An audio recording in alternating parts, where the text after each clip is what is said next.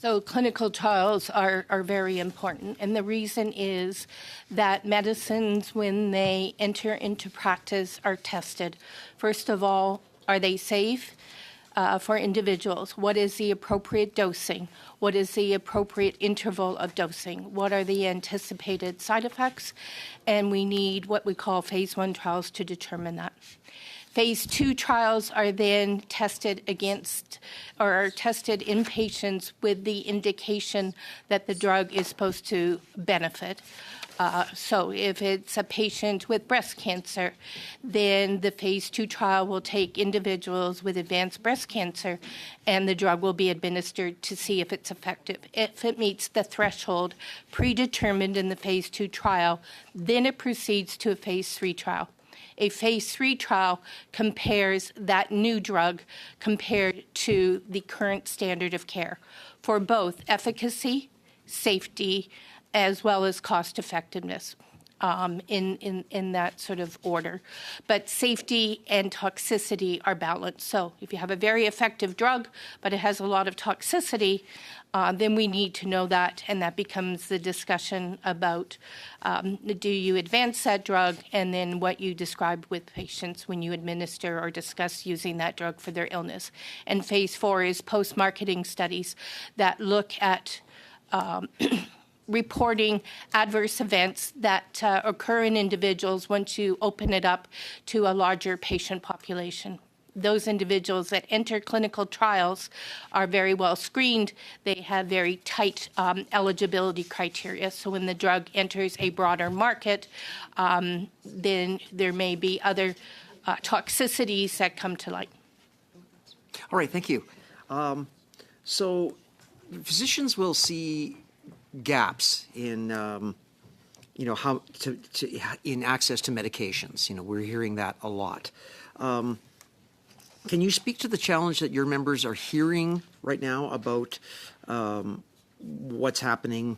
How our relative lack of, or whether we have a relative lack of pharmaceutical sovereignty, and how clinicians are saying this is affecting their patients?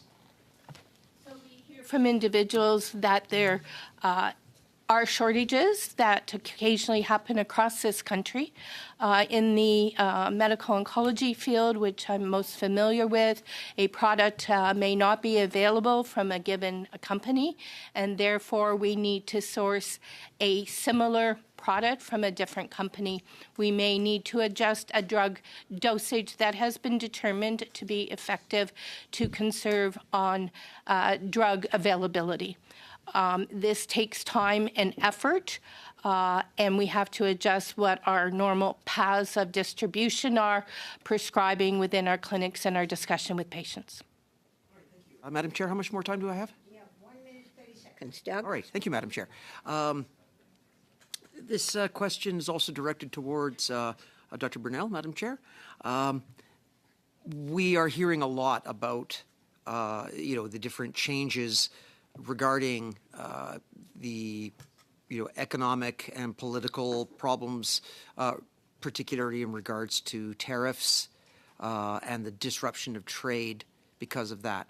Have your members in the CMA been reporting any increased difficulty to access to medications since the recent actions of the U.S. government in their approach to trade?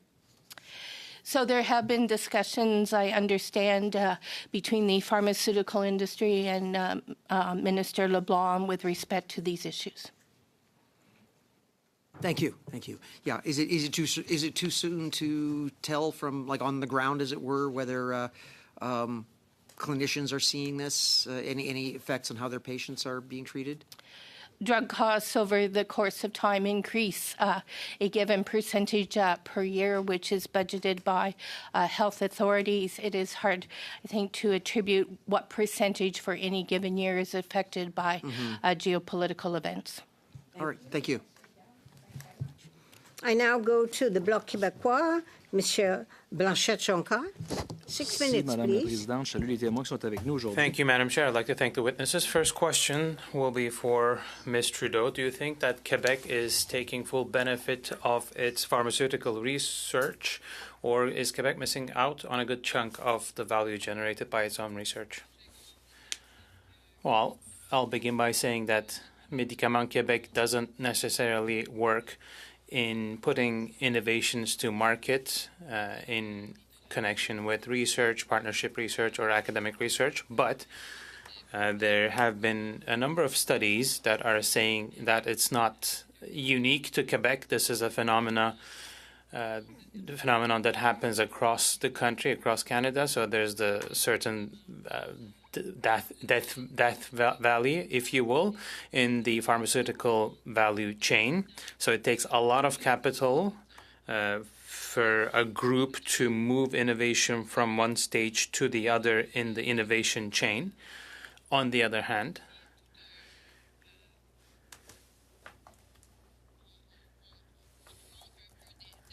we are missing some of the linkages that would allow us to better capture this value and that would allow us to work together better to put projects forward.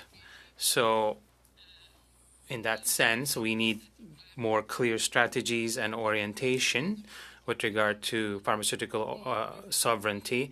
And again, it's about being able to jump from one sector to another. So the first products of innovation made in Quebec and made in Canada should also be put forward. When public funds support pharmaceutical research, should it come with conditions that state that the economic benefit should stay here? Well, yes, that's one of the reasons why Médicaments Québec puts a lot of emphasis on collaboration, because collaboration allows a reduction of the risks and optimizing the investments in pharmaceutical research. So if you invest in a company and you have an academia partner, but if the company goes bankrupt or if the company is sold, there's still the academia partner who stays. And this is something we've seen in the 2000s when some of the pharmaceutical companies left. But this pool of highly qualified individuals stayed in Quebec most of the time in academia. So it's one of the ways in which we can benefit more from our investments. Thank you. Well, in your opinion, and based on your expertise, the model that Canada has at the moment, does it allow Canada to be does it put Canada in a position that's dependent on the decisions of other large companies? Well, to a certain extent, to a large extent, yes, because active pharmaceutical ingredients come from China, India, or other companies elsewhere. When you look at the supply chains for medication, these are extremely complex, as you know, and it's clear that the geopolitical situation that we have at the moment further complicate things. What it would take is really defining a couple of the areas we want to focus on, and then we cannot be very good in everything, and the Canadian market is too small to really excel at everything, so we will have to make strategic choices.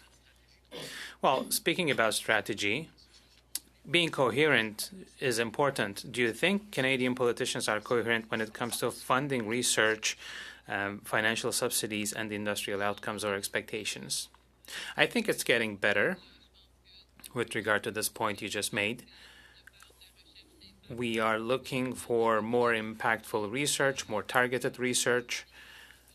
Mission-driven research is the term that is used for this purpose. So we are really trying to see real impact, less fundamental research, more applied research. But of course, one should not forget about fundamental research, which feeds into all of the rest of the value chain.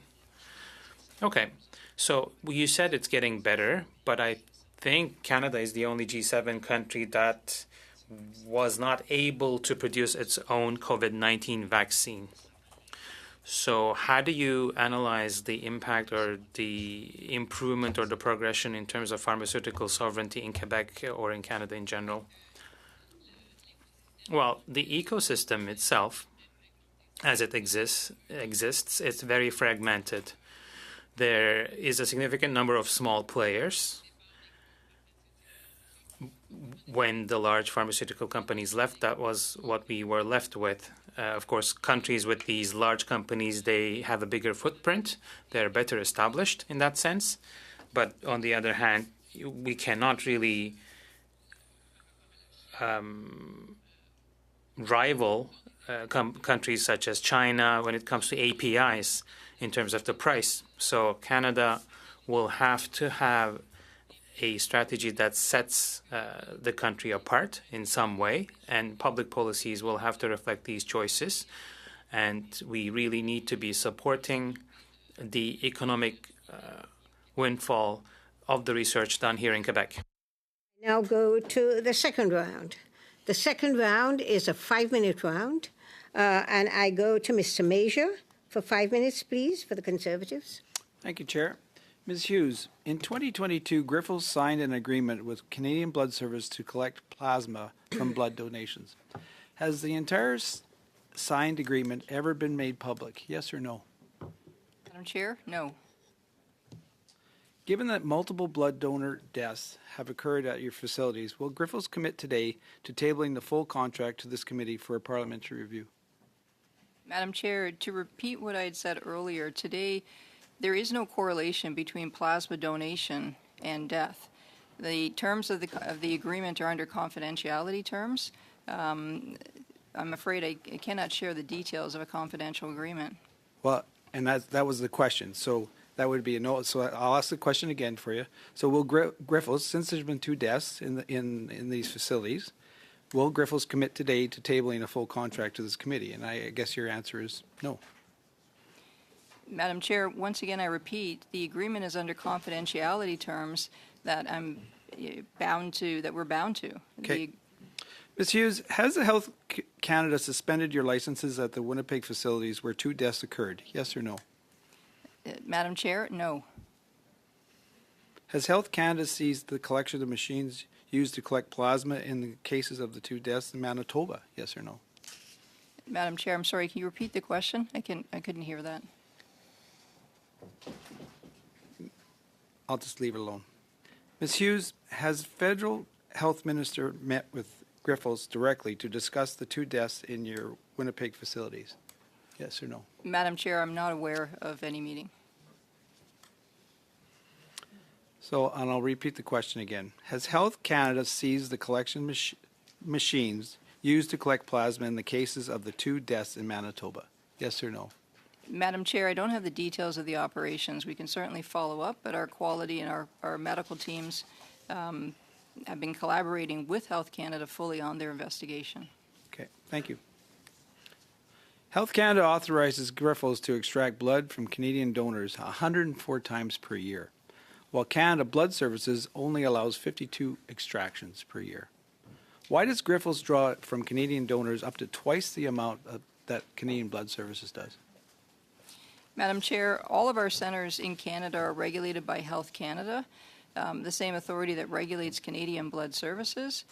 We adhere to those regulations, and our procedures continue to be licensed and with oversight by Health Canada. And do you know of any reason why you'd be twice the amount? Madam Chair, I cannot comment on CBS's plasma operations. Ms. Hughes, does Grifols sell any part of the plasma you collect in Canada on the international market? Yes or no? Madam Chair, Grifols does not sell plasma. The plasma we collect in Canada is specifically, exclusively, and for the benefit and on behalf of Canadian Blood Services and the Canadians that rely on those plasma-derived medicines. Yeah. So I know what I was asking. Of course, plasma, you can make many products out of plasma.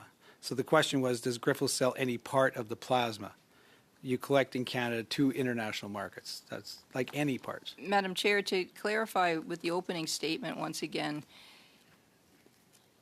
Canadian Blood Services has agreed that with an oversupply of albumin, which is derived from the immunoglobulin manufacturing process, it can be thrown away. Rather than throw it away, it's being used to benefit patients, and that also offsets the cost of immunoglobulin medicines Okay. for Canadians. So immunoglobulin is part of the plasma, like that's one product that you make. Is there any other products that you make out of the plasma that are sold internationally? Madam Chair, an oversupply of albumin that is made from an oversupply of byproducts that Canadian Blood Services has agreed that can benefit patients outside is what Grifols purchases to provide to those patients outside the country. Are there any other products that you sell, or any other products that you can make that would be actually? Madam Chair, no. Okay. Ms. Hughes, Grifols acquired Canadian Plasma Resources in 2023, which was a Canadian company. Prior to the acquisition, the Canadian company had offered to sell plasma to Canadian Blood Services, but was rejected. Do you know why their offer was not accepted, but Grifols was? Madam Chair, I can't speak on behalf of Canadian Blood Services. I can say that in 2022, there was the independent operator operating in the country that was selling Canadian plasma, exporting it outside the country. Grifols acquired a majority stake of that company and continues to work towards a smooth transition to acquire the operational and the full control. Thank you. To keep you. that The time plasma is in the up. country. I'm sorry. I now go to Ms. Chi for the Liberals. 5 minutes, please. Thank you, Chair, and thank you to all the witnesses today. Great to see you, Dr. Bernal. Thank you so much for coming to share perspective from your members. Just to continue my colleagues' couple of questions there, I want to sort of pick your brain on what, from your members' perspective, what would be the most impactful steps governments can take to increase our pharmaceutical sovereignty? So I think the two most impactful is really investing in producing those medications within Canada. And when procurement happens is to, favor those that are made in Canada whenever possible. Thank you. And when your members, in terms of dealing with shortages, would you describe to the committee, what usually are the steps of doing that? During COVID, we saw a lot of shortages coming up, just given the unexpected nature of the pandemic. I just wanted to see what are some of the lessons learned from your members' perspective and what actions we can take as a government to increase. The lessons learned are, one, to ensure that Tier 3 drugs have a sufficient supply and that there is capacity to upscale production or obtain increased amounts when necessary. So I think that's a really important part. The other is really to share across the country what the current amounts of drugs are between the provinces, the territories, and the federal government. And I would say that the pharmacy network, whenever there's a shortage, especially during sort of either pandemics and crisis or when there are specialty drugs such as oncology drugs, that they work together to identify the best sources of drug, what the best alternative is, and part of that is to standardize then what we recommend to patients as a substitute. That seems to work very well. Thank you, Dr. Bernal. As you know, much of our system is structured around treating illnesses rather than on the preventative side. And from your members' perspective, how should we be thinking about pharmaceutical innovation in the context of prevention and long-term health outcomes? So with respect to medications being introduced into preventative care, as I understand your question, so drugs are typically tested in people with more advanced disease to identify if there is a risk that has not come out through the clinical trials. And so in cancer drugs, for example, they'll be tested in advanced disease. If there are no surprises with respect to toxicity and some evidence of benefit, then they are moved up to earlier stage disease, such as, so from metastatic breast cancer, they're moved up to early stage breast cancer, and then if they're shown to be effective there, then they're moved to prevention. And the reason for doing that in a stepwise fashion is when you're trying to prevent something, you want to minimize toxicity, and you don't want to have a life-threatening toxicity. Whereas if you are fighting a cancer and your life is on the line, then patients will prioritize the possible benefit often over toxicity. Thank you so much, Dr. Burnell. And I'll share my time with Dr. Jazik. You have 1 minute, Dr. Jazik. Thank you so Ms. much. Jazik. Thank you. Ms. Hughes, you've asserted that the 2 deaths at the Grifols Clinic were not connected to the fact that they were plasma donors. How do you come to that conclusion? Is that what the coroner has determined? Health Canada? How are you making that assertion? Madam Chair, all internal investigations and working with our quality and our medical team has found no information, no correlation between plasma donation and death.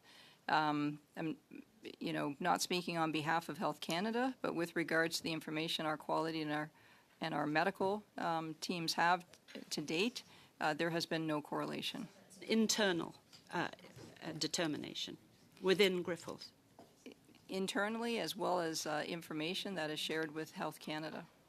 And if you could answer Dr. Strauss's question, how you screen potential donors, even if you gave that to us in writing, the type of questions that you ask, I think that would be valuable. Madam Chair, yes, we'll provide that in writing. Thank you very much. Oh, thank you. Thank you, Ms. Jessic. And then I now go to Monsieur Blanchette-Jonca for 2.5 minutes, please. Merci beaucoup, Madame la Présidente. Thank you very much, Madam Chair. My second round of questions. First question to Ms. Burnell. The government announced a working group on the life sciences pharmaceutical sector. Does the Canadian Medical Association, was the CMA consulted with regard to the establishment of this working group? I'm not sure that we were consulted, but we're pleased to support that establishment of that task force and look forward to seeing their recommendations, and hopefully that those recommendations will result in tangible actions. Quand vous dites vous n'êtes pas certaine parce que vous n'avez pas l'information. So you're saying you're not sure, or did you not have the information, or are you not able to tell us? We have the information now that it was established. I'm not sure if we received it prior to the establishment. Est-ce que vous pouvez nous revenir avec une réponse, savoir si vous avez été consulté? Could you come back to us with a written answer to see if you were consulted? Le gouvernement a dit que le groupe de travail va comprendre des membres provenant de The certains... government said that the task force will include members from the industry, pharmaceutical industry, biotech companies, some public regulatory partners and research partners. How do you think they define the criteria? I mean, should they consult with experts to make sure that they have a fair composition that would really do a good job of assessing pharmaceutical sovereignty issues of Canada? The members that have been proposed are from the National Industry Association, pharmaceutical representation, biotech firms, regulatory policy, and research partners. So I would leave it to that task force to identify any gaps that they feel they need to fill. Would suggest that the patient voice and the lived experience, as well as the voice of practicing physicians, be entertained in that task force. D'accord. J'en comprends que vous n'avez pas de position. Là. Okay, so should I understand that you don't have a position on the composition of this task force? I think the members that have been appointed to date cover a broad spectrum and would encourage the group to discuss amongst themselves if there are any gaps to ensure that the lived experience of patients as well as practicing physicians are included on their task force. That's the end of that round, and I now go to Ms. Conans for the Conservatives for 5 minutes, please. Helena? Thank you, Chair. Ms. Hughes, if you walk down any main street in Canada or in a Canadian city and ask, most Canadians won't be aware of the drugs that you manufacture from Canadian blood donation, but they would be aware from the news in the last 6 months that at 2 of your blood donation sites, 2 donors died not long after donating. I appreciate that you've tried to address this here today, but I want to ask you, what can you say today to Canadians that can reassure them that they will have confidence in your operations considering these 2 very unusual, tragic losses of life? Madam Chair, Grifols has been providing life-saving plasma-derived medicines in Canada for 20 years. For Canadians, we have invested significantly in ensuring that there's a domestic security of supply of life-saving immunoglobulins for patients. The Montreal facility, the network of plasma centers, the over 800 Canadian employees working to support these patients. It hasn't changed our mission and our vision to increase the health and well-being of patients. We are regulated by Health Canada. We continue to work with Health Canada. Under Health Canada, if there is, for any serious adverse event, we report it to Health Canada, irrespective of whether there is a causal link. Thank you. My next question is, did those operations and staff continue immediately after these deaths, or were the sites and staff subjected to review and retraining before you opened up again, or was the facility closed temporarily? What happened? What Madam was the timeline? Chair, I don't have the operational details. I can follow up and provide those. Yes. Thank you. And so you don't know whether the 2 sites in Manitoba were closed at all after these deaths? Madam Chair, even temporarily? I can follow up. I don't have the details for you. Would be great. Would be really good to know. That's very important, I'm sure, to reassure Canadians. I want to return to Grifols' presence in Canada. You're collecting plasma through Canadian blood donation for the purpose of manufacturing immunoglobulins here in Canada, but you're also collecting byproducts from those blood donations, which you pay Canadians for, to make albumin and sell that abroad. So I'd like to know, if possible, what's the average payment you make to Canadians for their blood donation compared to your profit margin? How much does Grifols make from the sale of immunoglobulins, albumin abroad? Even just ballpark estimate. Madam Chair, as I noted earlier, the details of the contract are confidential. As a publicly traded company, our consolidated financial statements are available on our corporate website. Okay. Were these just going back to the deaths that happened at the Grifols site in Canada or in any other countries? Actually, that would be a question. Were there any other deaths in any other countries in Grifols facilities? Have there been? Madam Chair, no. No, there hasn't. Okay. So these investigations hasn't taken place in any other country? Madam Chair, as far as I know, I can look into that and the details. I'm not, our president of plasma procurement oversees plasma globally. Okay. If you could table that would be... We can certainly table that. Thank you. 1 minute. How often has Health Canada reviewed your blood collection sites or procedures? Madam Chair, once again, on the operations and that level of detail, I'll have to get back to you on that particular question. You'll table that also. Great. Has Health Canada been provided the agreement between Grifols and Canadian Blood Services? Yes or no? Madam Chair, Grifols has not provided that agreement. I cannot speak on behalf of Canadian Blood Services. That agreement is confidential. So Health Canada has not seen it. Madam Chair, I don't have the answer to that.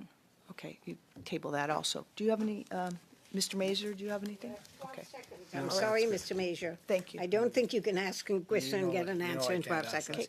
Now, I'm going to move to the final person in this round, Ms. Jasek, for 5 minutes, please. Thank you so much, Madam Chair, and good to see you again, Dr. Burnell. The goal of this particular study, of course, is for the committee to ultimately draft recommendations based on expert testimony. It is important that the report be practical and focused on areas where the federal government can make a real difference. If you were advising this committee on 1 or 2 priority actions the federal government should take to improve access to drugs, attract investment, and strengthen pharmaceutical sovereignty, what would they be? I know this is difficult, but 1 or 2 real priorities.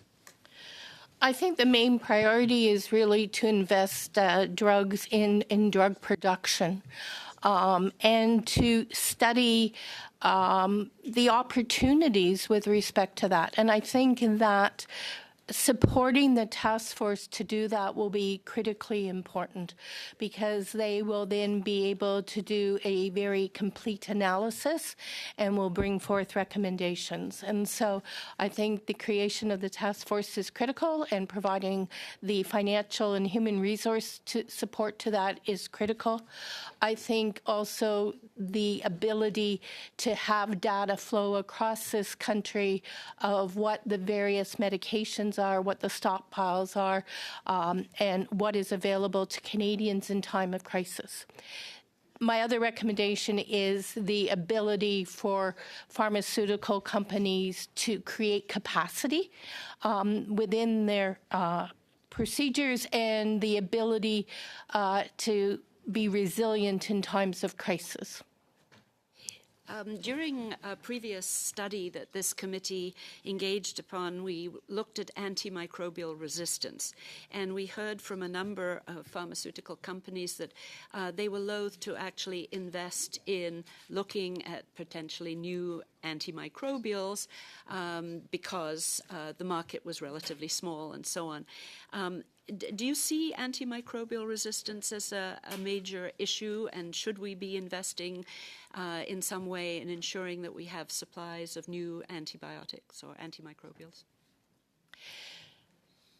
Organisms are very smart and will develop resistance to drug medications.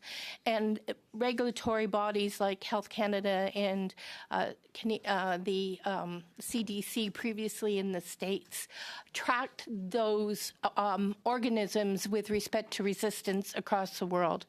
And so when you see a particular organism becoming resistant to what is considered standard of care within developed nations, then I think there is an onus and there is a reason then to look at a drug to combat that. And we've seen that in several, of our organisms where rarely, but not insignificantly, have we had to go to a less common drug to fight it. And so with respect to resistant Staph aureus, for example, those are common organisms that can become resistant. We have to stay ahead of that resistance pathway. They're not going to be a large percentage of any drug development or consumption, but they can be potentially life-threatening illnesses that we need to be ready to combat. Thank you, Madam Chair. That's all. 1 minute. Well, how generous. Thank you so much. So those are practical suggestions in terms of areas to focus on. In terms of some of the things that you may have seen in your own practice, are there some particular areas that you're aware of where pharmaceutical sovereignty might help your patients, or that you personally have seen shortages of potential medications for them? So we have seen shortages of medications when production pathways change. When there was cork used to seal some vials was one example, and the whole industry really had to revolutionize around that. We will see where particular pharmaceutical manufacturing plants cannot accommodate demand. Or they've had, for some reason, to shut down part of their production. And then we are looking for other sources of medication to accomplish the same goal with respect to our patients. Thank you very much. Our time is up. Ms. Jasek. I wanted to thank the witnesses for coming and sharing their expertise with us and answering questions so honestly and upfront. I wanted to ask one question, though. Ms. Jasek referred to the CDC, and you did actually, Dr. Bernal, about the CDC and the vaccine policies in the United States now not looking at vaccines as important elements of prevention. We get a lot of our vaccines and a lot of our pharmaceuticals from the United States. Do you think that that means this is almost a necessity for us to create our own pharmaceutical sector here? I would separate recommendations from those organizations from production standards. And so the CDC, until recently, in the current geopolitical, I think, had very strong guidelines, very reputable guidelines. And from a Canadian perspective, we have the opportunity to fill that gap and to provide guidelines for our physicians and for our communities. With respect to drug production, we'd like as much done in Canada as possible, but I am not aware of anything that has affected the quality of drug production within the States. Thank you very much. I want to remind the witnesses before they leave that there have been some requests for written documentation. So I just wanted to remind you to send those to the clerk. Chair. And she will distribute. Okay, so Chair. thank you very much. Chair. And I suspect, yes. Chair, I just I think if you seek, I'm seeking unanimous consent that the committee on this motion, that the committee order the complete and fully unredacted agreements between Canadian Blood Services and Grifols announced on September 7th, 2022, and that this be deposited with the clerk of the committee no later than April 10th, 2026. I'm just asking for unanimous consent. Do we have unanimous consent? We do. So, thank you. And now I will thank the witnesses and we suspend as the witnesses leave and new witnesses come in for the second hour. Thank you.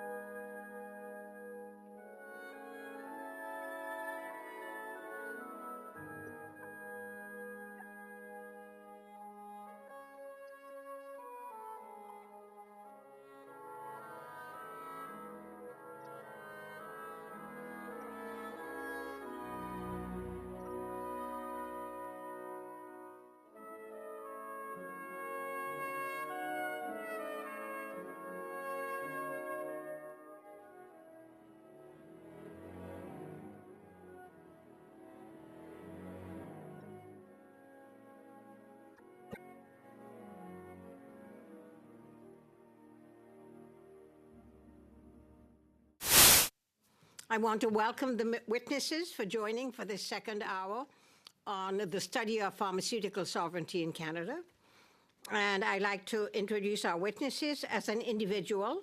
Dr. Martin Judson, who is an addiction specialist, apparently. Dr. Meena Tedros, Associate Professor, University of Toronto.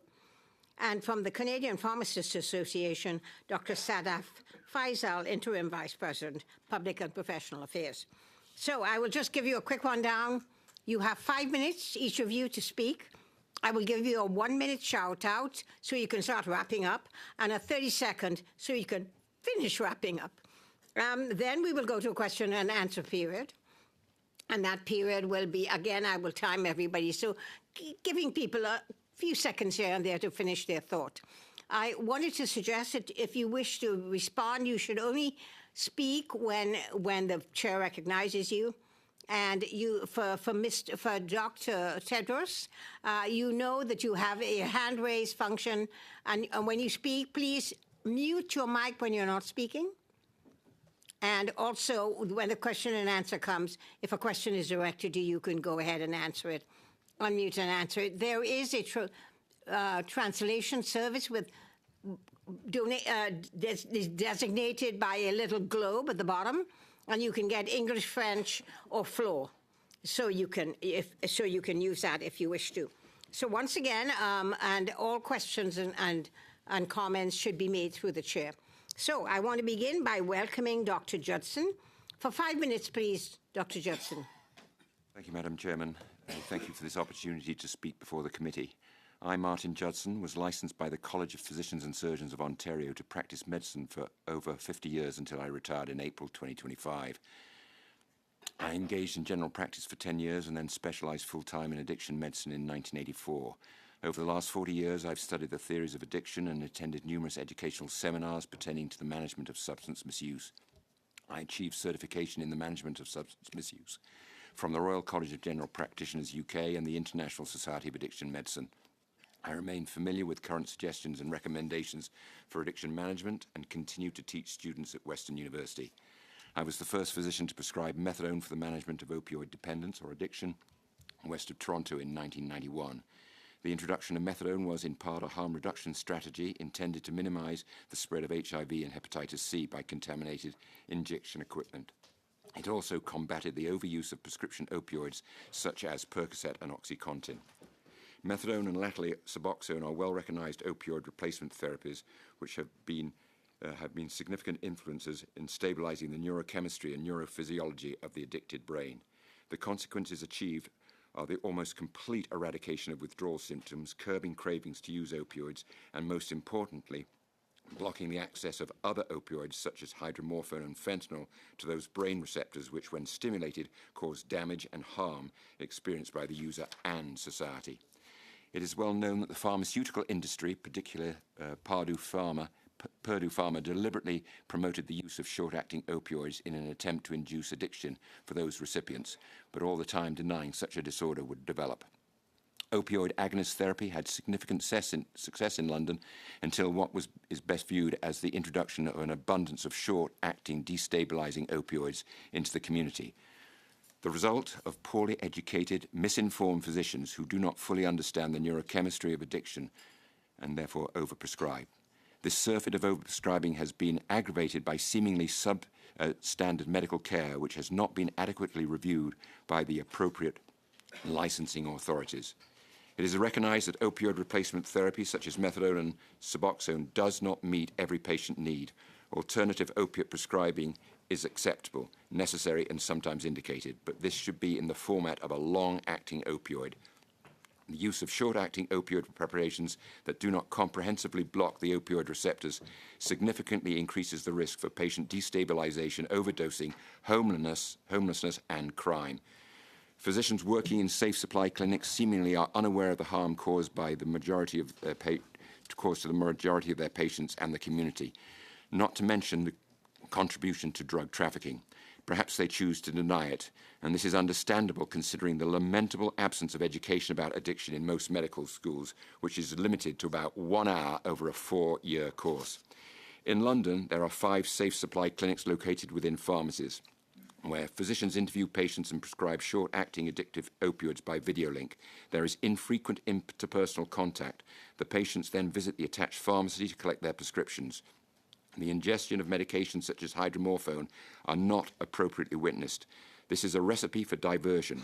The more patients attend these clinics, the greater the profits for the physicians, pharmacists, and pharmaceutical companies and drug traffickers. All the while, regulatory colleges such as the Ontario Ministry and the Ministry of Health and Health Canada seemingly take little or no action.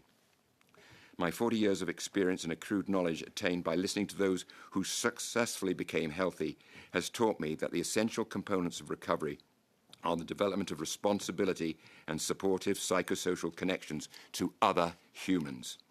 Many addicted persons have difficulty assuming these prerequisites for recovery, but they must be encouraged to try. Government must stop focusing on the short-term solutions. Physicians need to be better educated about addiction management, and academics must move on from putting so much emphasis on harm reduction strategies, which are only part of the management.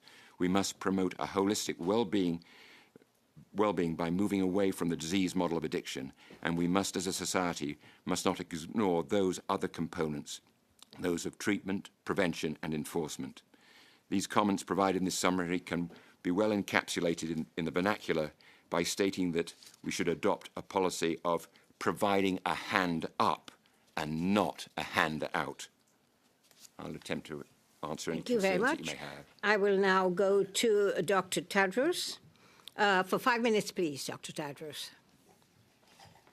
Thank you, Madam Chair, and honorable members of the committee for the invitation to appear before you today and for bringing focus to this important topic of pharmaceutical sovereignty. My name is Mina Tadros. I'm an associate professor at the Leslie Dan Faculty of Pharmacy at the University of Toronto. I hold the inaugural Canada Research Chair in Pharmaceutical Policy and Real-World Evidence. I'm also the founding director of the Toronto Centre for Real-World Evidence and co-director of the Ontario Drug Policy Research Network.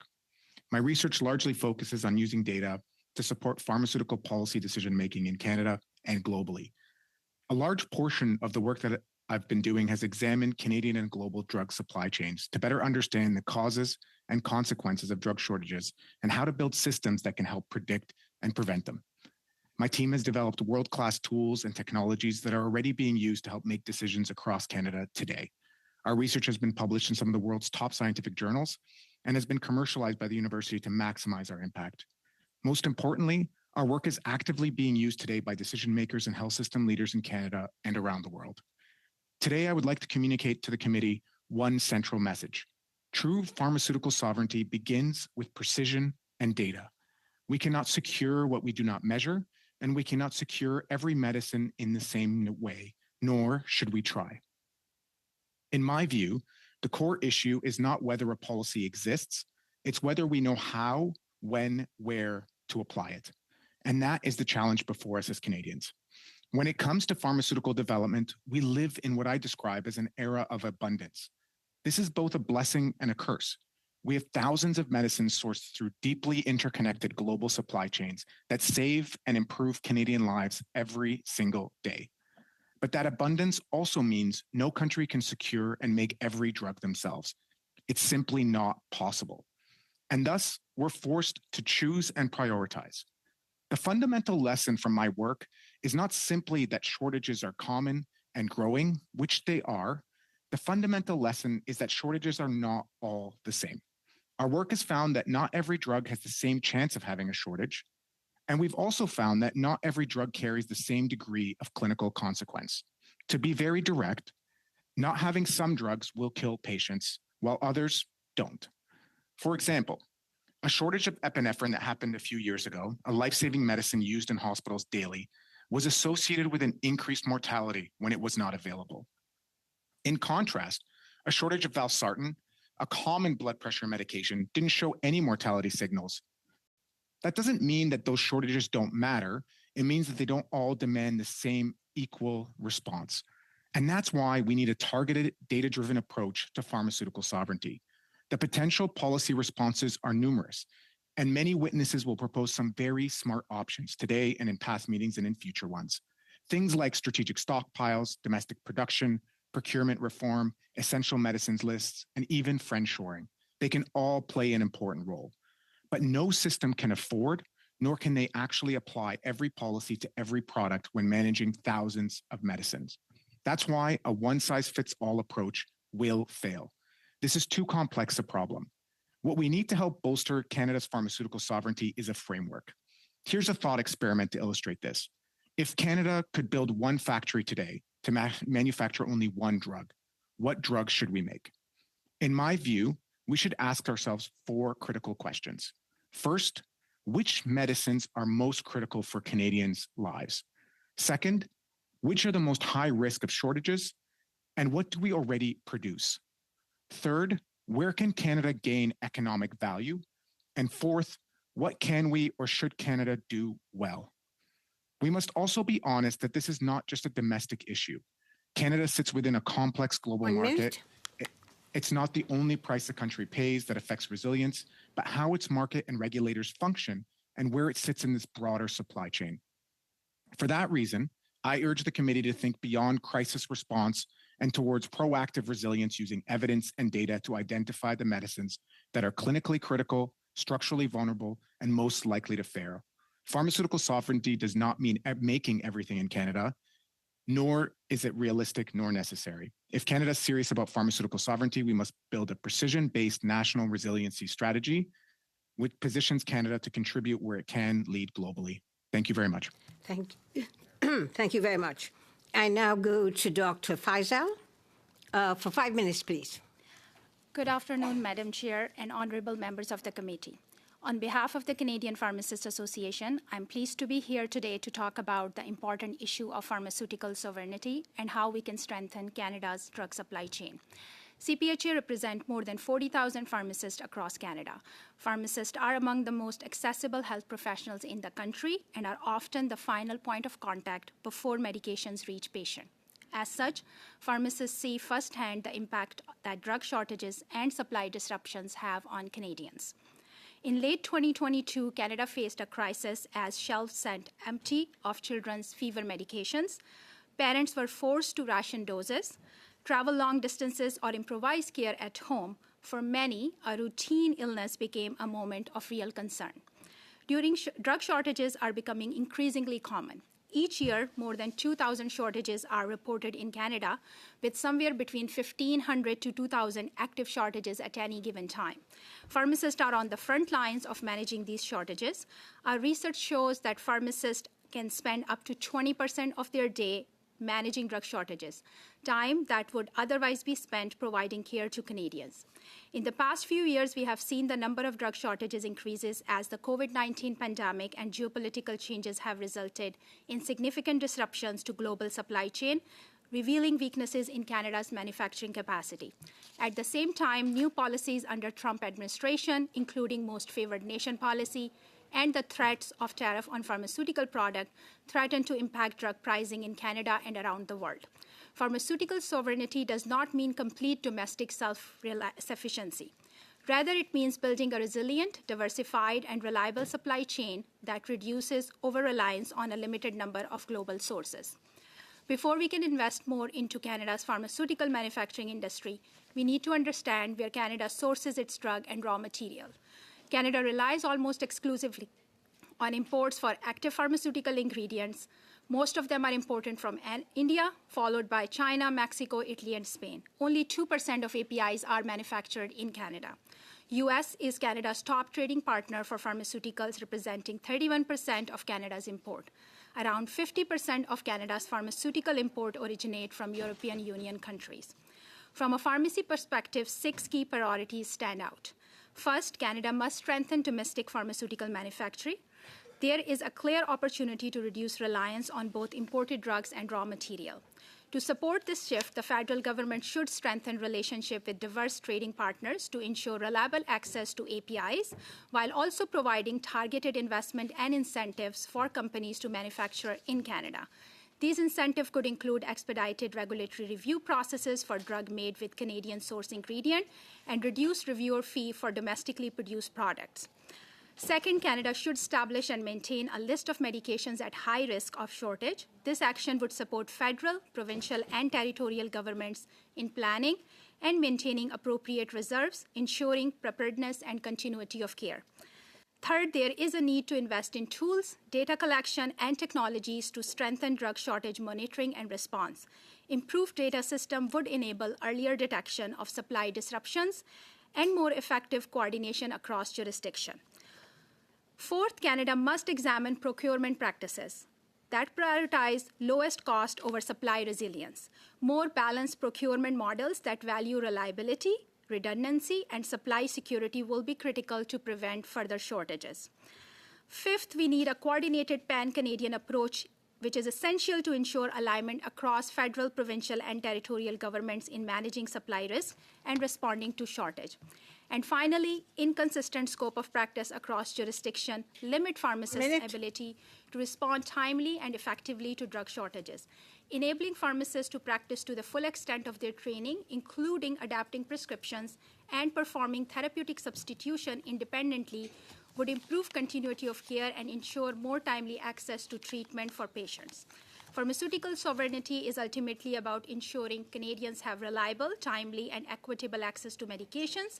Achieving this will require a balanced approach that strengthens domestic capacity, diversify global supply, reform procurement practices, and improve coordination across jurisdictions.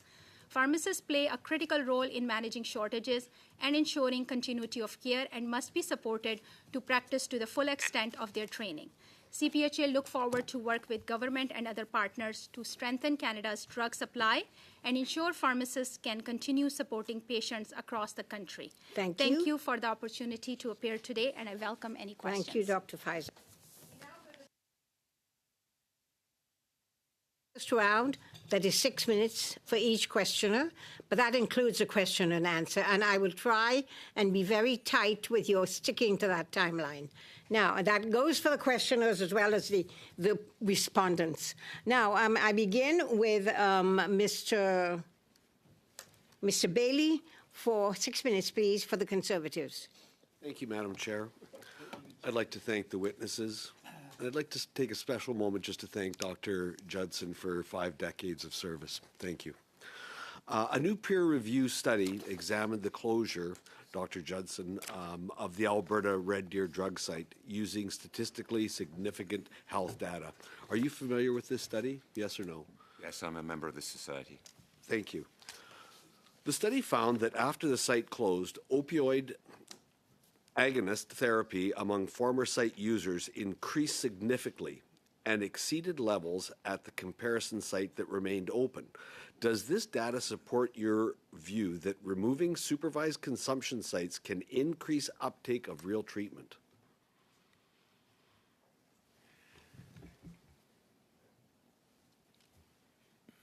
It's not easy to answer in a simple question. Opioid safe consumption sites have an advantage in preventing overdoses, and it's an opportunity for staff to engage with patients and hopefully encourage them to move down the continuum of care to get them into treatment to make some radical changes. Unfortunately, the closure of some centres will inevitably, depending on where they're located, lead to the movement of patients from those centres to other areas in the town where they were previously located. And so you've just moved safe consumption sites to perhaps an unsafe consumption area in the city. But with regards to whether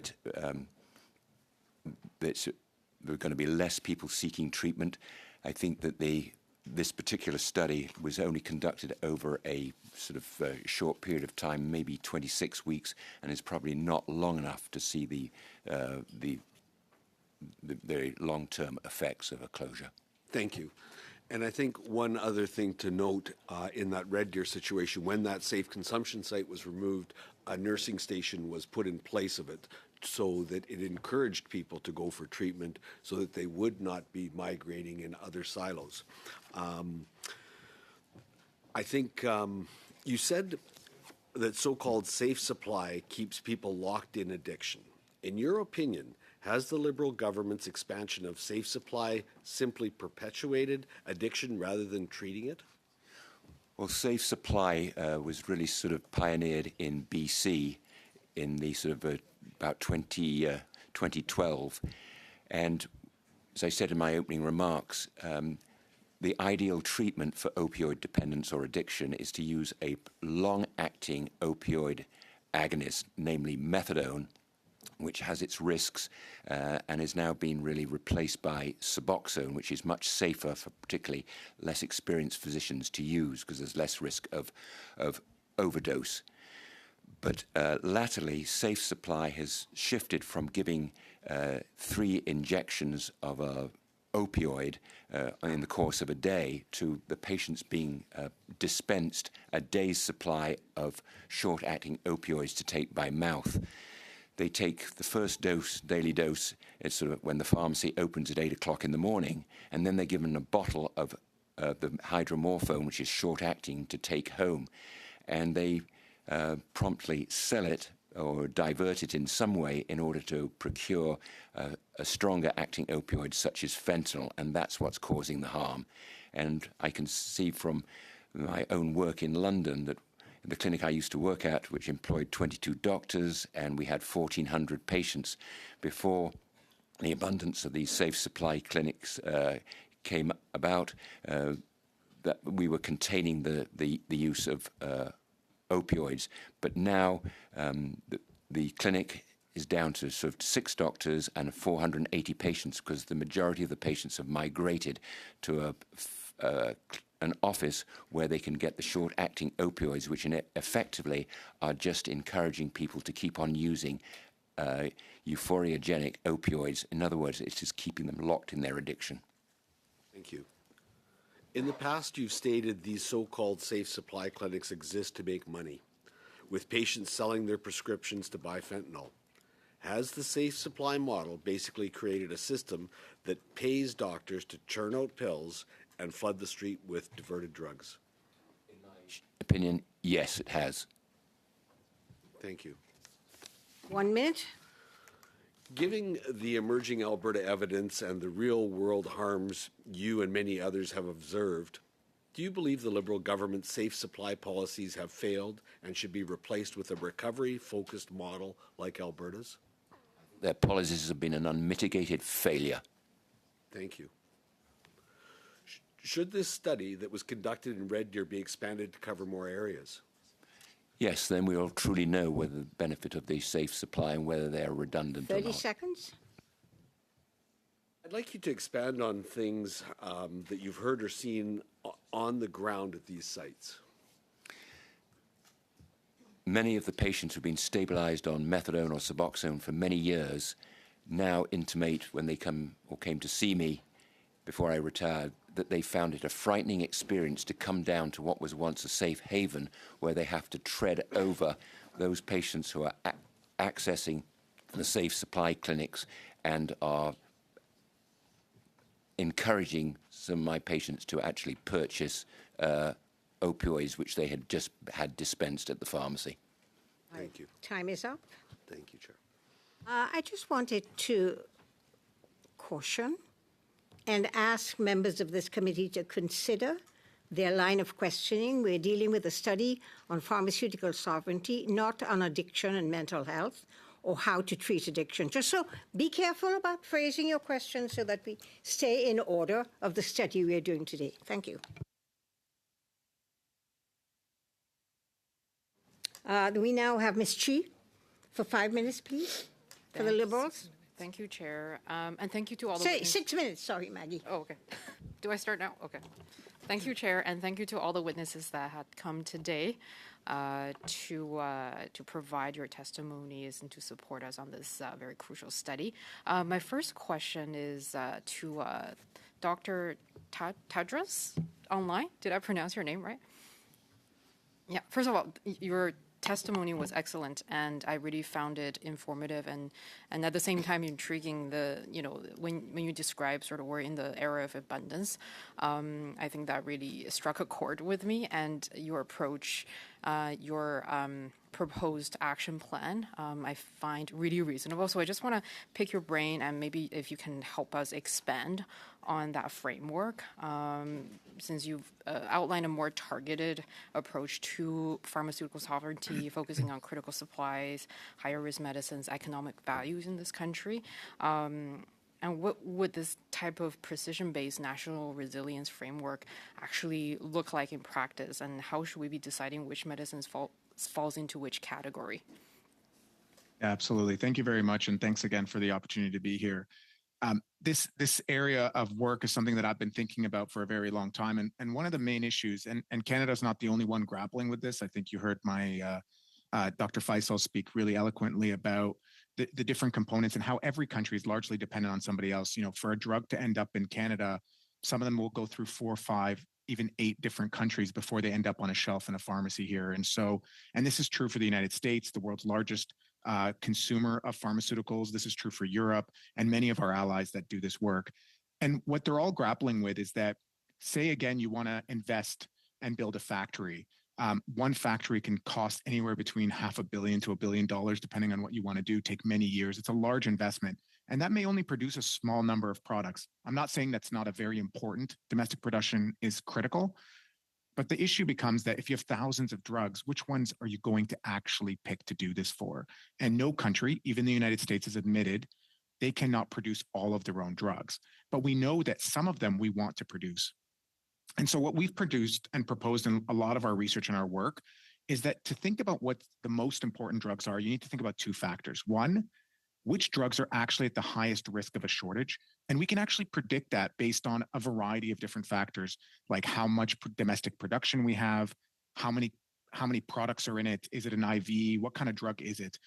And the second part is what is critical for an acute clinical situation. I kind of laid out 2 examples in my opening statement where you have one medication that is needed, epinephrine. Someone has an anaphylactic shock or they're in the hospital, they need it at that moment.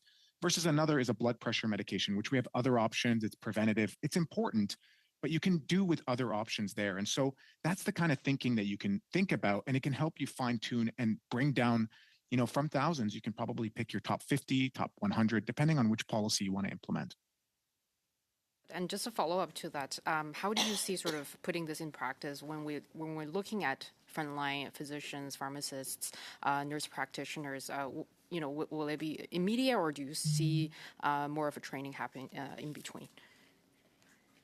Yeah, that's a really great question. So some of these proposed frameworks are more about the preventative, right? And we think about drug shortages and supply chain. There's preventative and reactive. You want to minimize the reactive because that's when things have gone awry. But the preventative is like building factories, developing stockpiles, but that means an investment from the Canadian government. And so if you have a limited amount of funds and you want to put it towards a certain place, that's when you would implement that list and think about, okay, let's pick the 50 drugs that we want to make sure that we control the supply of. We ensure that it's made in Canada, and that's where we're going to invest in. We can then apply that same list and use it slightly differently to say, well, let's make sure the next 50 important ones that we get from friendly allies. And you can imagine that that helps prevent future shortages, because we know that even just going from one manufacturer that's active in the market to 2 can reduce shortages by 20% probability. And so that's like a big deal when you have hundreds of shortages happening within a single year. Now, reactively, at the ground level, I think there's a lot of different policies I just want to implement. Like we need to empower pharmacists to be able to respond. We need to empower the way that we can respond quickly. I will note that we've done research in the space where we actually compared when a shortage hits Canada versus when it hits the United States. And what we found, and it was something I was pretty proud of, is that Canada responds better. And 40% better, actually. And the reason for that is that we do empower some responses. We have tables and task force. So when you do actually have policies that help respond, you can do better in the way that you respond to these shortages. Thank you so much. Maybe I'll just wrap up by saying, you know, if there's if you were to make a recommendation to the federal government, you talked about sort of on the supplies incentivizing side. Are there any actions, maybe within the short 30 seconds you have here, to just add on to what you just said? Yeah, I think domestic production, friendshoring, and supply chain resiliency. I think also regulatory agility to be able to respond is essential.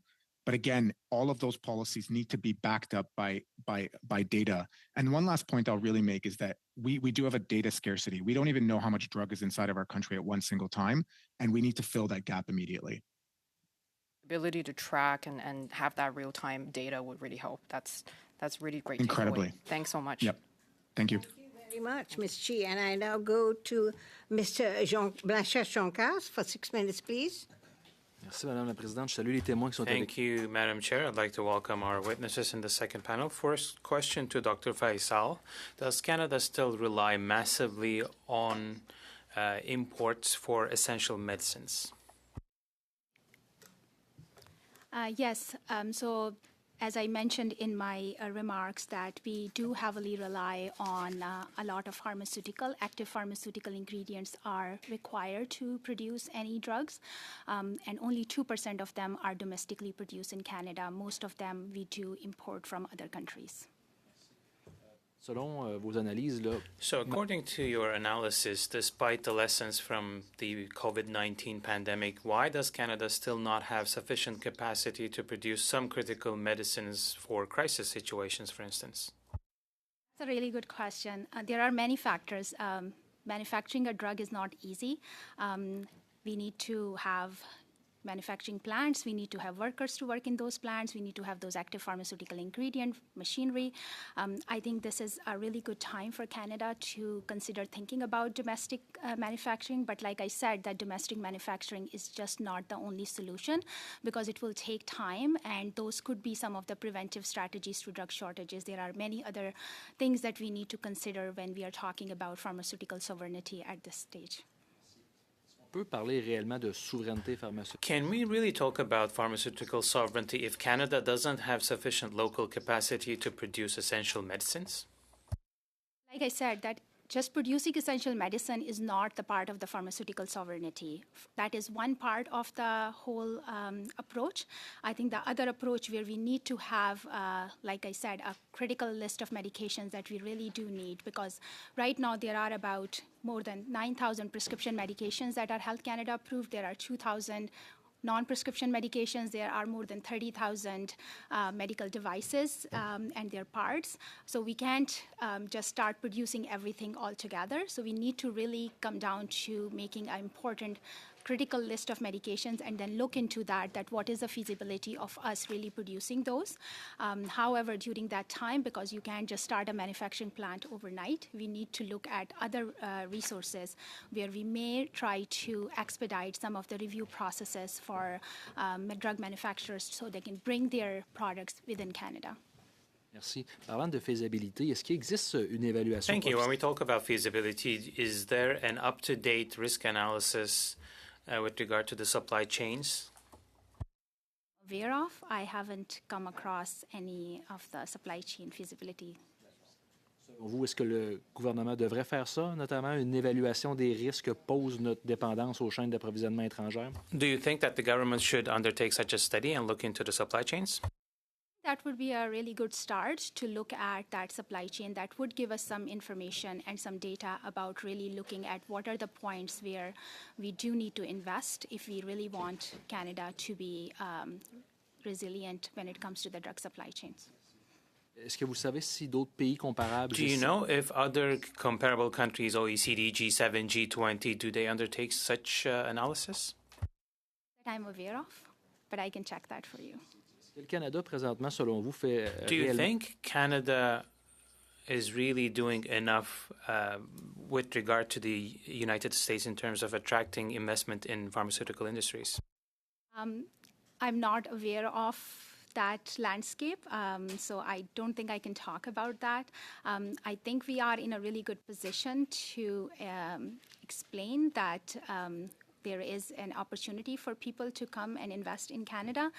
But as I said, that's just not the only solution to the pharmaceutical sovereignty.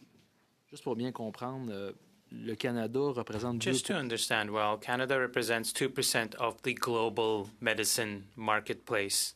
When you talk about opportunities, I mean, should we roll out the red carpet for pharmaceutical companies? That comes with costs attached. So I'm trying to understand how we can find the just balance to be more independent and autonomous with regard to pharmaceuticals without really risking the public treasury and not having anything in return? No, that's a really good question. So I think that's, we also need to ensure that we have enough supply, which is going within Canada. Like, we don't have the supply that we are manufacturing here in Canada going out of Canada. It should be for the Canadian first. So I think that's where our policies should focus on, that anything that is being made in Canada, we need to have those incentives for manufacturers that if they are coming to Canada, there should be some guidelines or some guardrails around that. Selon votre avis présentement, est-ce que le Canada en a... Do you think that Canada is getting its money's worth in terms of public funds that are invested and our capacity of having the large pharmaceutical companies of this world helping us produce some medicines and eventually look after the population? Sorry, can you repeat the question? On a vraiment pour notre argent? L'argent Do you think that the public funds, taxpayers' money, are we getting good return on our investment when you compare it to the pharmaceutical industry's investments in terms of our access to certain medicines and with regard to the price as well, how accessible things are? I'm not sure if I will be able to answer that question. D'accord. Est-ce que vous savez si le prix des médicaments... Okay, do you happen to know that the price of medicines is... Could I ask Dr. Faisal if she couldn't answer the question that Mr. Blanchette-Joncar just asked, could she get that information and send it to the clerk of the committee so we could get that answer? It's an important question. Yes, I can. Okay, thank you very much. I now go to the second round, which is a 5-minute round, and I begin with Mr. Strauss for 5 minutes, please. Oh, he's not here, so who's going to do it? Mr. Major? Ms. Jasek? Oh, sorry, Ms. Conans. Two Helenas. I get confused with two Helenas. Helenas, both exactly. of them blonde. So I was going to start with Ms. Conans for 5 minutes, please. Thank you, Chair. My question is for Mr. Judson. In this study of pharmaceutical sovereignty, we're looking at existing public investments and purchases in Canadian-made pharmaceuticals. The Canadian government has significantly increased its purchasing, supply, and distribution of pharmaceutical-grade hydromorphone, particularly during the period of the BC failed decriminalization experiment.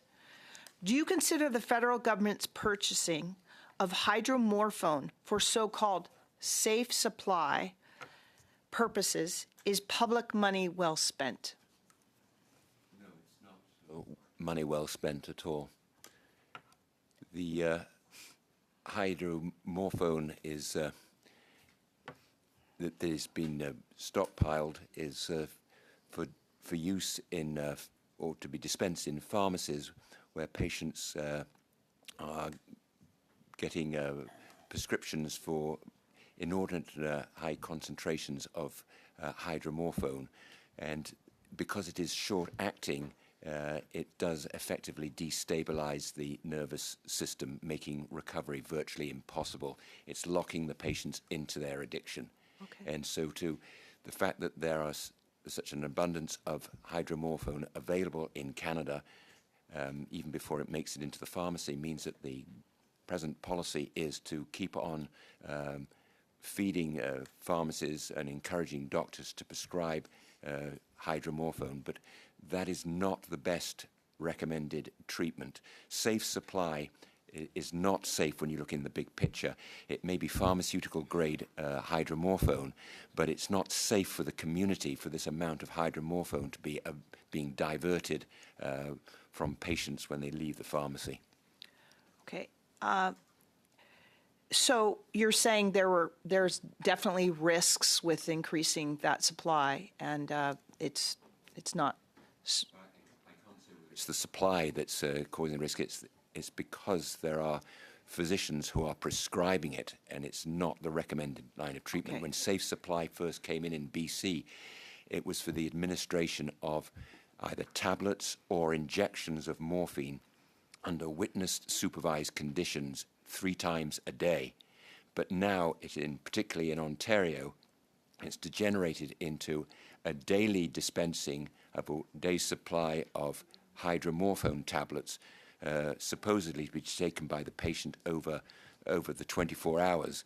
But we know full well, just by observation, we can see that patients get their prescription of hydromorphone. They take the first dose as a witnessed dose in front of the pharmacist and take the balance home.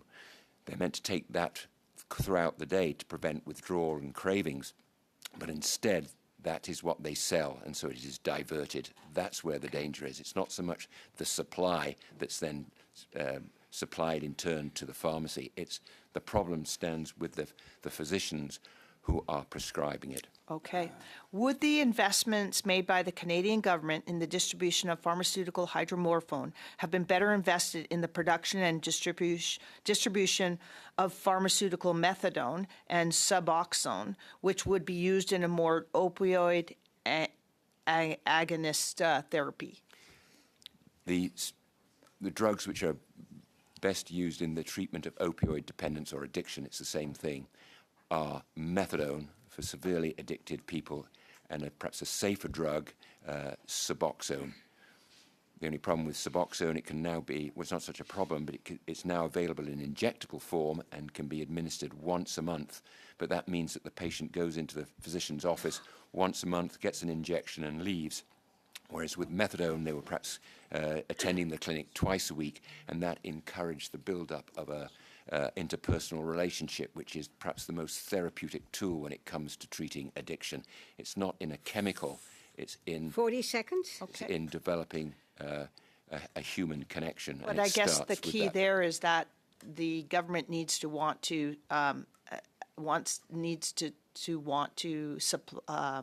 help people quit drugs as opposed to continue on them. That's correct. If the money was spent not in the pharmaceuticals, but instead. 16 seconds, but you're skirting close. And continue. We only have a few seconds. If you could finish that.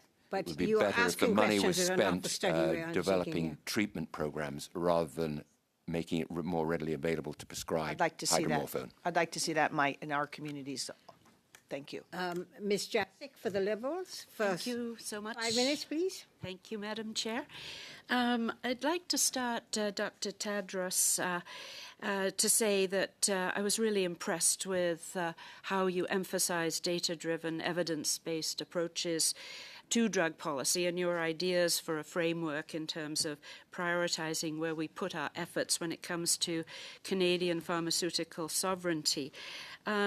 I'm wondering if you are aware of some of the changes that Health Canada is making to the clinical trial process. We have heard in this committee, not only in this study, but in previous studies, that at the present time, many researchers find that clinical trials take way too long, that they're perhaps not as useful as they should be. Have you had any involvement in Health Canada's approaches to developing a more streamlined approach to clinical trials? Thank you for the question. So some of my work relates to a kind of growing field of real world evidence, and the idea is to use and leverage data that comes and exists from routinely collected healthcare visits and other data that can be drawn from the real world. And that's been seen as an opportunity to bolster the ability to rapidly allow trials to exist, to be able to do studies. One of the issues that we're facing in drug development today is that a lot of the drugs that are coming to market are really rare drugs, things that treat rare diseases, rare cancers, really innovative things. But the problem is they don't have a lot of people. And so it becomes really challenging to do these clinical trials in the robust way that we've been used to and what Health Canada has been used to. And so I think what we're seeing from a lot of regulators around the world, the FDA, the EMA, Health Canada, who they all work together to develop guidances and international standards, is that we need to be bolstering how we can do those clinical trials to allow ready access to be able to do that. And one of those spaces that we're able to do that in is real world evidence and to be able to sort of unleash the data capacity of Canada. I will say that we haven't met that promise yet. And I think this is something that many of us are trying to work towards is how do we allow the data that's part of our amazing healthcare systems that do require some improvement, but around Canada, to be able to tap into that as a power for Canada to be more involved in these global studies. And this will mean we could get earlier access to treatments, actually study Canadians in these studies who might not always be included, and then get access to earlier medications. I just want to make one small comment, and I think it has to do with some of the comments that were coming before. Is when you're thinking about sovereignty, it's really important to consider that there's two pathways of conversations around branded, novel, new treatments, and then generic drugs. And I think there's clinical trials and those pieces are really important to get us new, novel treatments. But some of the things around essential medicines and capacity are with generic drugs as well. Both are important for sovereignty. Thank you so much. Dr. Faisal, to pick up actually on what Dr. Tadros was just saying, you talked about developing a list of essential medications. And I was wondering how you might see this happen. Actually, there was an attempt at this.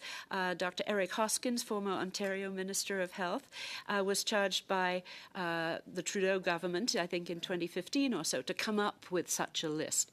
So could you elaborate on how you might see that we could do this? Thank you so much for the question. So I think we have been discussing this from some time now.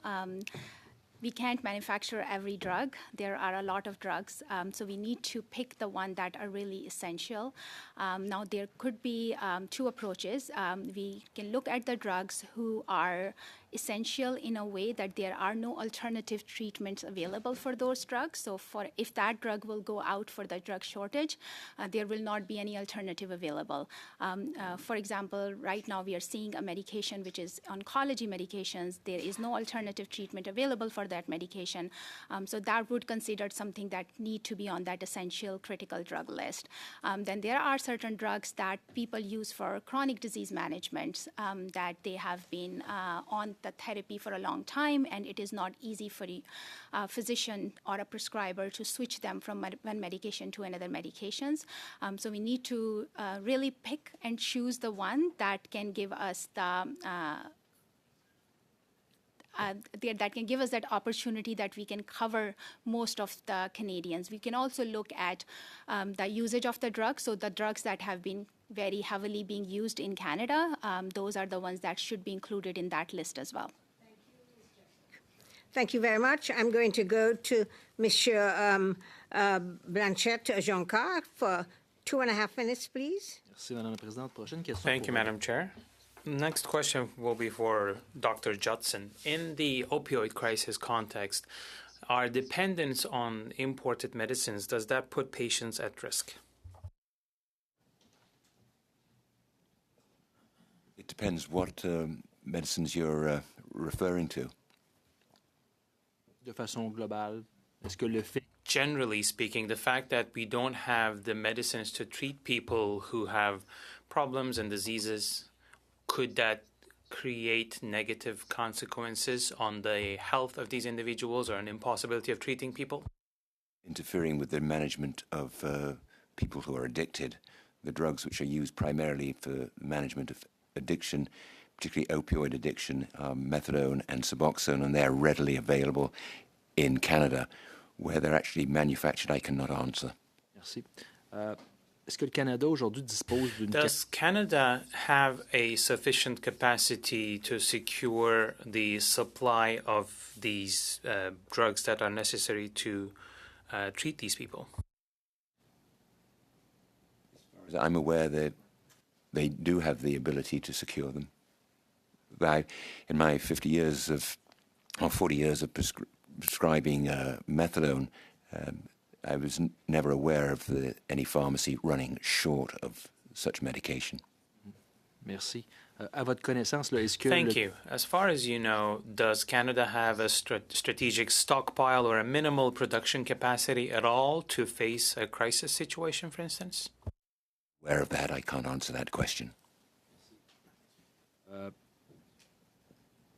Sur le plan plus toujours de la souveraineté, est-ce qu'il y a... With regard to sovereignty, again, are there things we should be doing to have a more stable situation in relation to the opioid crisis?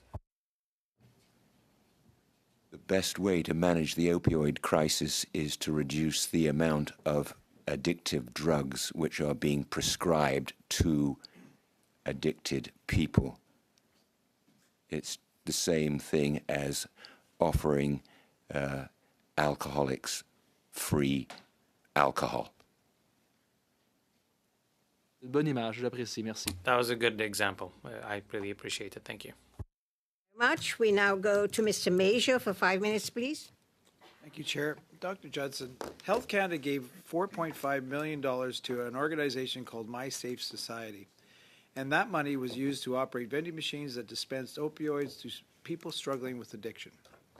As a physician, what is your assessment of the federal government directly funding opioid vending machines as a health and addiction strategy? Would like to comment quickly. Let us be careful. This is not a study on addictions. Let's stick with the order of the day, which is a study of pharmaceutical sovereignty. So again, I ask members to exercise caution. Thank you. Just on that, Chair, one of the previous witnesses here today that actually talked about sovereignty, and there's two streams. So there's new treatment and traditional treatment. So this is directly talking about sovereignty and how we deal with addictions in Canada here. So this is what we're getting at. So thank you for the clarification.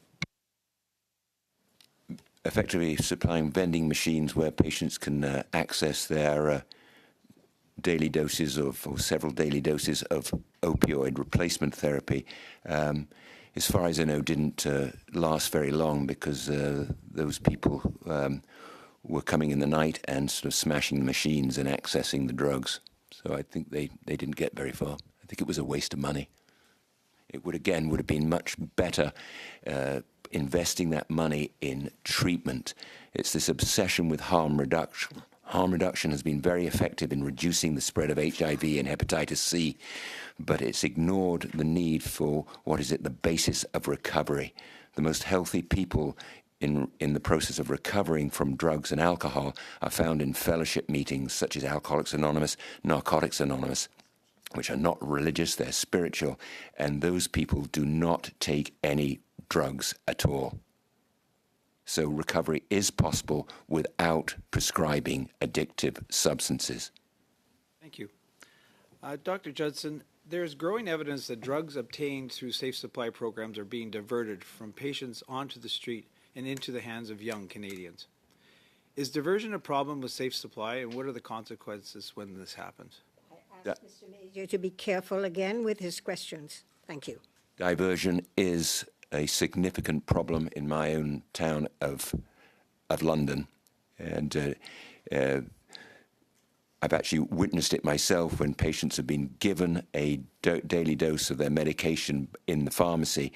They take it out, and then they're swarmed immediately by people on the street, and they sell what they're meant to be taking for the balance of the day.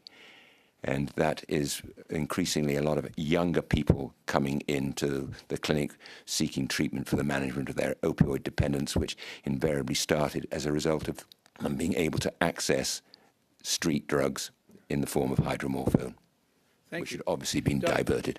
I got another question here. Dr. Judson, over the past decade, federal policy has moved toward decriminalization, government-funded drug supply, and opioid vending machines.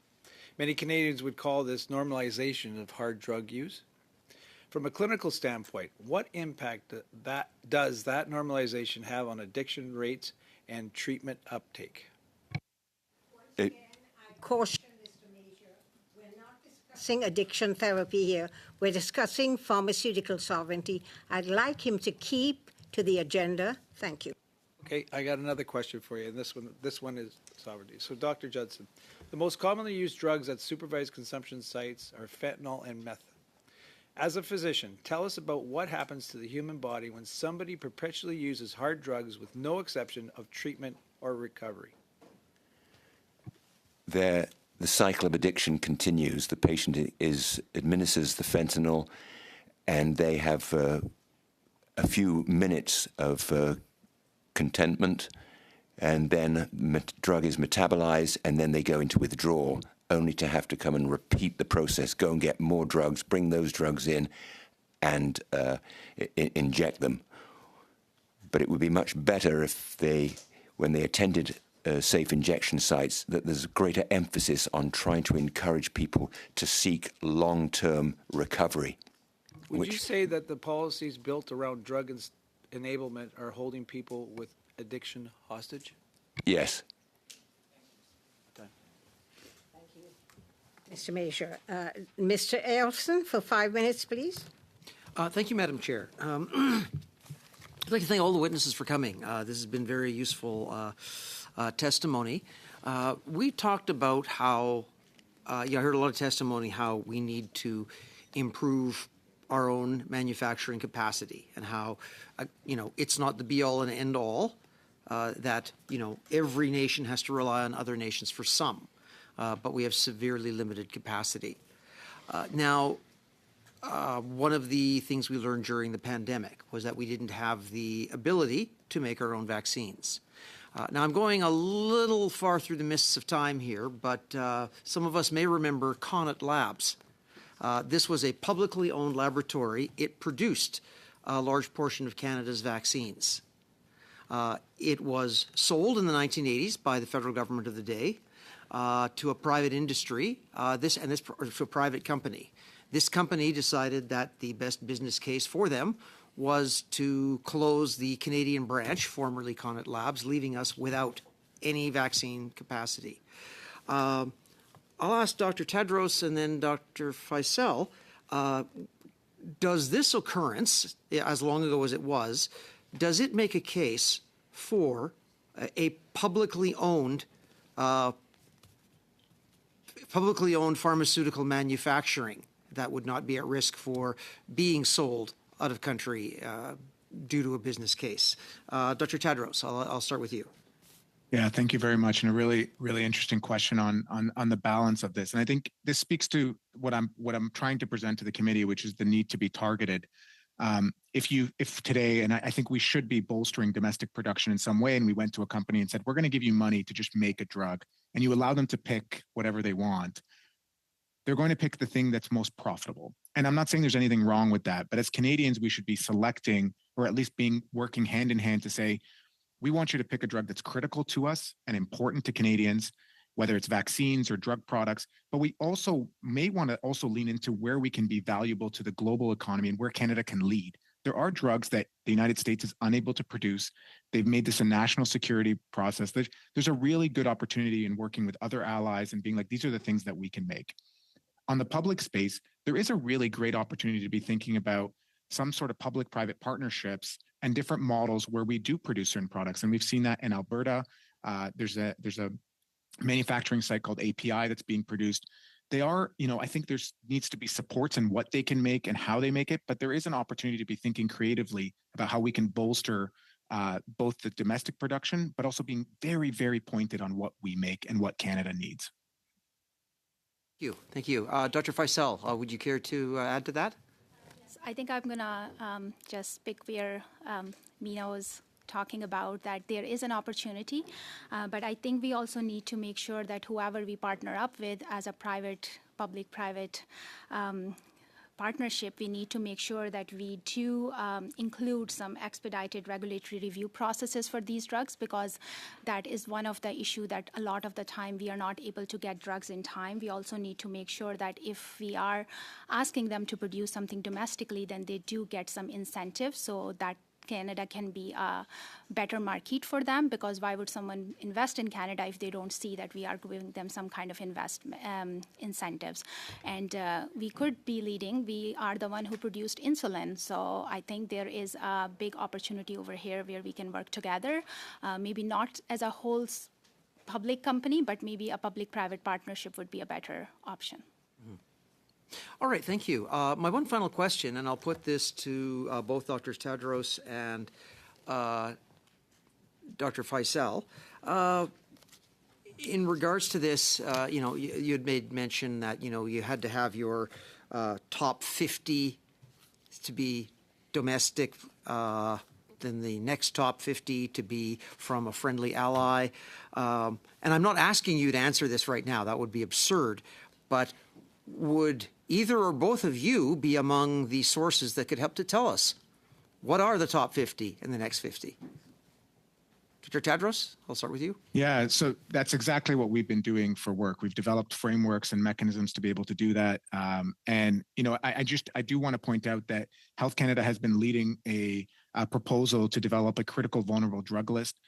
It's related to bolstering the supply that would be held inside of Canada, increasing the amount that should be held. There's lots of work happening in this space and lots of really smart people working towards it. We just need to have the vision that all of this work is linked with policy. And that's where I think people on this committee can really play a leadership role. Mentioned the critical and vulnerable drug list. So Health Canada is working on it. We are working very closely with them. So I think it's a great opportunity for us to collaborate on that. And we really hope that this committee can move this work forward. I have no further questions, and that's my time. Thank you very much. Do you have anything else to say, Mr. Everson? No, I thought that's all you the told questions. me you had some question to put to the committee. Oh, yes, I'm sorry. I have no more questions. I have a motion I would like to bring up at this point. This is a routine motion regarding the distribution and access to documents to 3 associate members per recognized party, adopted by various committees in November. This expired on January 26th.